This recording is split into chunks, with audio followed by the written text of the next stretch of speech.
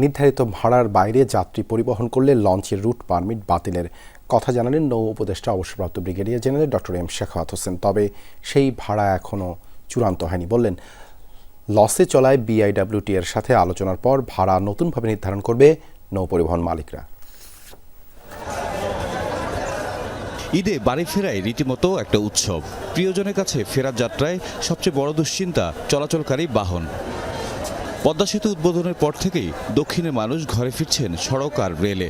পূর্বের মতো নৌপথে ভিড় না থাকলেও ঈদে ফেরে হারানো ব্যস্ততা, থাকে স্বল্প ও নিম্ন আয়ের মানুষের চাপ। সেই সাথে অতিরিক্ত ভাড়া, অতিরিক্ত যাত্রী বহন, ভোগান্তি নিয়ে থাকে অসংখ্য অভিযোগ। বৃহস্পতিবার দুপুরে সচিবালয়ে আসন্ন ঈদ উল ফিতরকে সামনে রেখে লঞ্চ মালিক, বাস মালিক, বিআইডব্লিউটিএ, নিরাপত্তা বাহিনীর সদস্য সহ সকল অংশীদারদের সাথে বৈঠকে বসেন নৌ পরিবহন উপদেষ্টা ব্রিগেডিয়ার জেনারেল অবসরপ্রাপ্ত এম শেখাওয়াত হোসেন। 15 রমজান থেকে রাজধানীর 0 পয়েন্ট থেকে সদরঘাট পর্যন্ত সড়ক হকার মুক্ত এবং যত্রতত্র বাস পার্কিং না করার নির্দেশ দেওয়া হয়েছে। 0 পয়েন্ট থেকে সদরঘাট এই রাস্তা উন্মুক্ত রাখতে হবে। যত্রতত্র বাস, 3টা বাস একসাথে দাঁড়িয়ে বন্ধ করতে পারবে না। পারলে আমি রিকোয়েস্ট করেছি পুলিশকে যে ওনারা 3 জায়গায় ওনাদের ক্রেন নিয়ে দাঁড়িয়ে থাকবেন, দরকার হলে বাস ক্রেন শুধু উঠিয়ে নিয়ে যাবেন। যাত্রীদের অতিরিক্ত ভাড়ার অভিযোগ নিয়ে প্রশ্ন করলে তিনি জানান, নির্ধারিত ভাড়ায় যাত্রী বহন করতে হবে, নতুবা বাতিল করা হবে রুট পারমিট। ভাড়ার বিষয়টি লঞ্চ মালিকদের সাথে আলোচনা করে নির্ধারণ করবে অভ্যন্তরীণ নৌ চলাচল কর্তৃপক্ষ। সিরিয়াল ব্রেক করলে ওনারা, এখানে মালিক সমিতির আছেন লোকজন, ওনাদের সামনে বলা হয়েছে যে ওই লঞ্চের এগেনস্টে অ্যাকশন নেওয়া হবে, দরকার হলে তার লাইসেন্স সাসপেন্ড করব।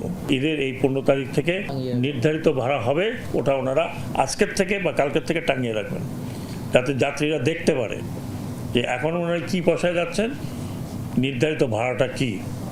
নির্ধারিত ভাড়ার বাইরে ওনারা ভাড়া নেবেন না। লঞ্চে যাত্রীদের অহেতুক হয়রানিমূলক তল্লাশি না করার নির্দেশ দেন উপদেষ্টা। 15 রমজান থেকে রাতে বাল্কহেড ও স্পিডবোট চলাচলে নিষেধাজ্ঞা দেওয়ার কথাও জানান তিনি। নৌ পুলিশ অথবা র্যাব অথবা কোস্টগার্ড অহেতুক কোনো লঞ্চে উঠে তল্লাশি শুরু করবেন না।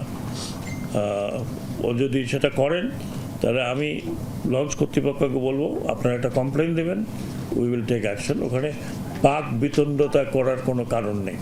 যাত্রীচাপ সামলাতে কোনো লঞ্চ অতিরিক্ত চলাচল করতে চাইলে অনুমতি নিতে হবে জানান নৌ উপদেষ্টা।